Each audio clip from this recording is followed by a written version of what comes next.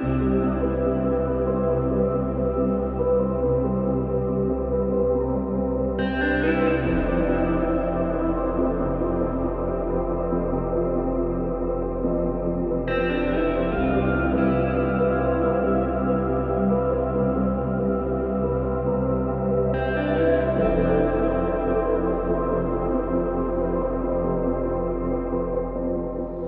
symbolism of the mirror.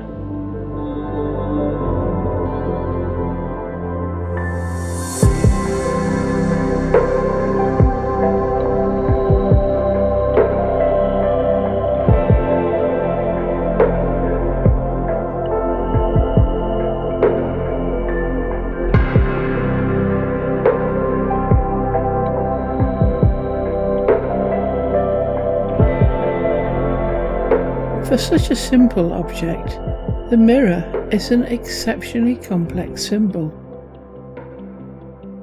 The symbol only partly demonstrates what it is trying to symbolically convey, for it tries to describe the link between the underlying spiritual realm and the apparent physical world. In other words, what does this quantum sandwich consist of, and how does it work? We'll try to keep this video short as the ideas are mind-boggling. But we will do our best to explain, so hold on tight because it's going to be a hell of a ride.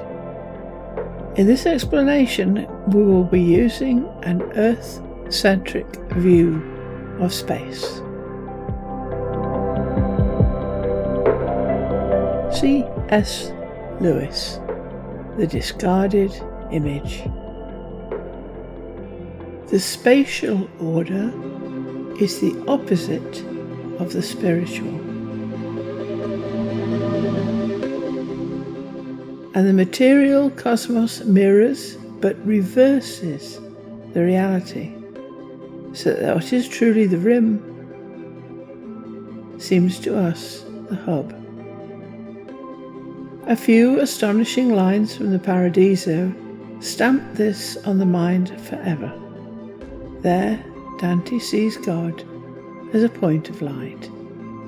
7 concentric rings of light revolve about that point, and that which is smallest and nearest to it has the swiftest movement. This is the intelligence of the primum mobile, superior to the rest in love and knowledge, wisdom. The universe is thus, when our minds are sufficiently freed from the senses, turned inside out.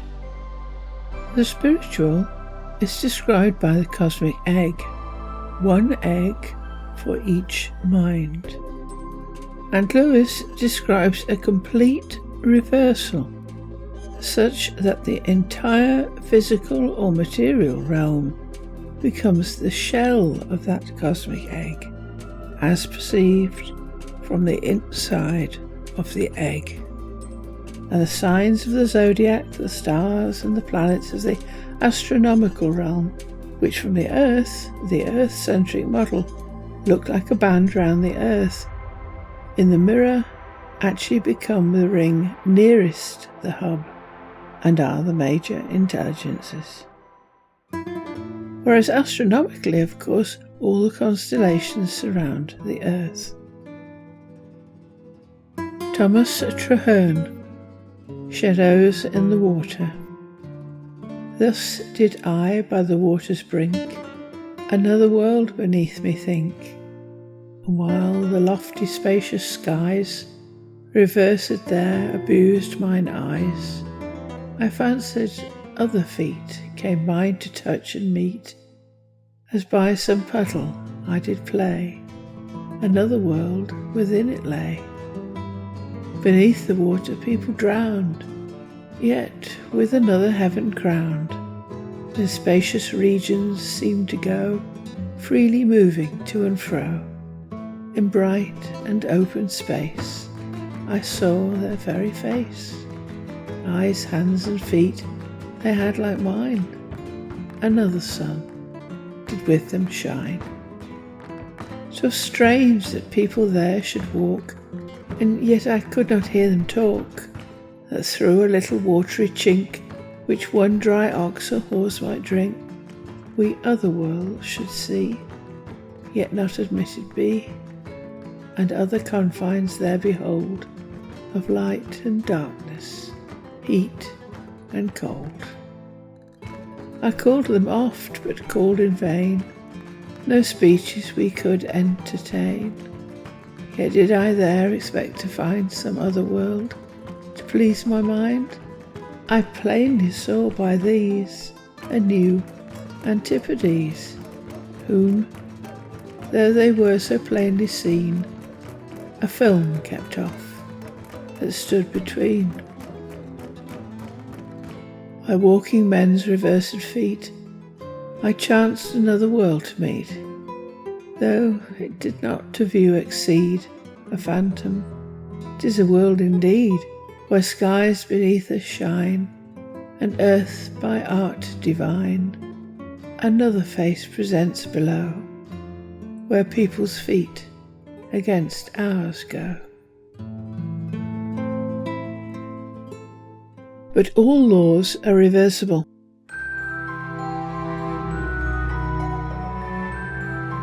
But the laws of the universe remain the same in this upside-down, back-to-front realm. And the best way to show this is to quote, and we will quote in full using his words exactly. William James Sidis, The Animate and the Inanimate, Chapter 2, Reversible Laws. Now we shall attempt to find out what are the physical laws which subsist in this reverse universe. To start with the simple laws of mechanics, we have it given in the real universe that a body retains its velocity unless there is some external force to change that velocity. Now, as there can be no change of velocity in the reverse universe without a corresponding change of the reverse velocity in the real universe, and since all forces in both universes are respectively equal, it follows that this same law of motion applies also in the reverse universe. In other words, the law of inertia is unchanged by the reversal in time, and is therefore what we may call a reversible physical law. The second law of motion is that change of momentum is proportional to force impressed. Now, following the reasoning which we have already followed in the case of accelerations, the rate of change of momentum remains unchanged in our reverse universe. Furthermore, we have already seen that in the reverse universe, the force impressed on a body remains unchanged. Hence it follows that the second law of motion subsists in the reverse universe and is therefore reversible. The third law of motion is that to every action, force, there is also an equal and opposite reaction.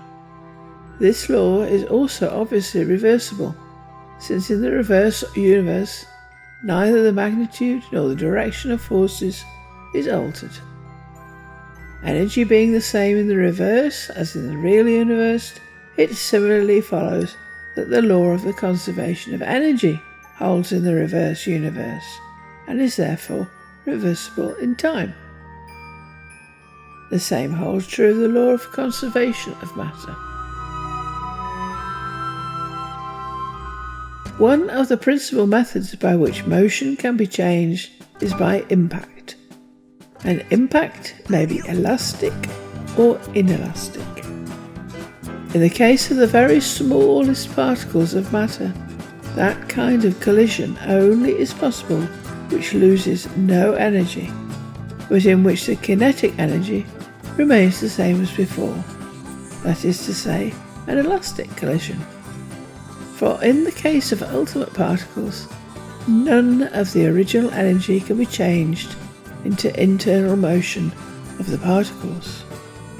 Hence, only elastic collision is possible in the case of ultimate particles.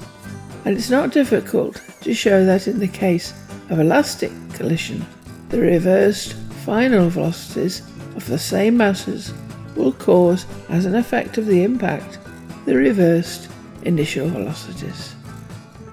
Now, since all the matter is made of these particles, whatever they may be, and therefore all collisions of bodies of matter are made up of countless elastic collisions of ultimate particles, it follows that in the reverse universe, where impact occurs, all particles of matter follow the same course as they would in the real universe under the same initial conditions. Hence the laws of impact, when brought down to ultimate particles, are perfectly reversible and also remain unaltered in the reverse universe. The various laws of attraction and repulsion that are found to subsist in the objective universe, such as gravitation, electrical, magnetic attraction and repulsion, etc., dealing as they do with the direction of forces, must also remain unchanged in the reverse universe. Similarly, with many other general physical laws. Even the laws of reflection and refraction of light will remain unaltered in the reverse universe and are therefore perfectly reversible. The quantum sandwich. But this leaves us with a real conundrum. Both slices of bread in this quantum sandwich certainly mirror each other in a most peculiar way. But how? If you prefer, what is the jam that keeps them together? Mullah al-Muhsin al-Fayed al-Kashani was an Iranian Twelver Shiite Muslim, a mystic, a poet, a philosopher, and muhaddith living in the 1600s. Muhsin Faiz Kashani, Kalimat Markunen, translated by Henry Corbin and Nancy Pearson. There is no existent thing, whether in the intelligible world or in the sensory world, whose image is not recorded in this intermediate universe. This is an immense world, so vast that it contains not only the forms of the immaterial substances above it, but also the material realities below it. It is the intermediary, the medium through which the connection is effected. The senses and sensory perceptions rise towards it, as the supersensory realities descend towards it. From the place it occupies, it continues to gather in the fruits of each thing. This is the world in which the interrogation of the tomb takes place, with its delights and its torments. And it is in this intermediate world that the faithful believer can visit those near to him after death.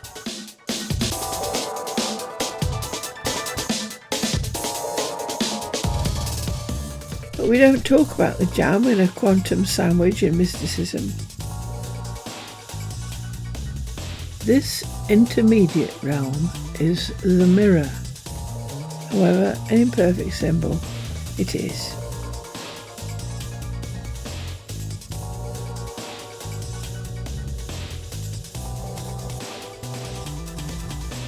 Rabindranath Tagore, from On the Sickbed. Can you polish your mysterious mirror and leave no blemish? When the gates of heaven open and shut, are you capable of keeping to the role of the female? When your discernment penetrates the four quarters, are you capable of not knowing anything? It gives them life, yet claims no possession. It benefits them, yet exacts no gratitude. It is the steward, yet exercises no authority. Such is called mysterious virtue.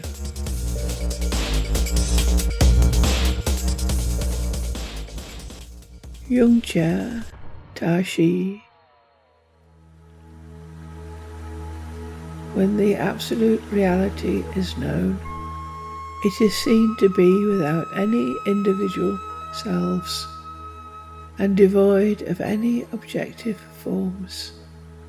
All past, mental and physical actions which lead to hell are instantly wiped away. After the awakening, there's only vast emptiness. This vast universe of forms ceases to exist. Here one sees neither sin nor bliss, neither loss nor gain. In the midst of the eternal serenity, no questions arise. The dust of ignorance which has accumulated on the unpolished mirror for ages is now and forever cleared away in the vision of truth.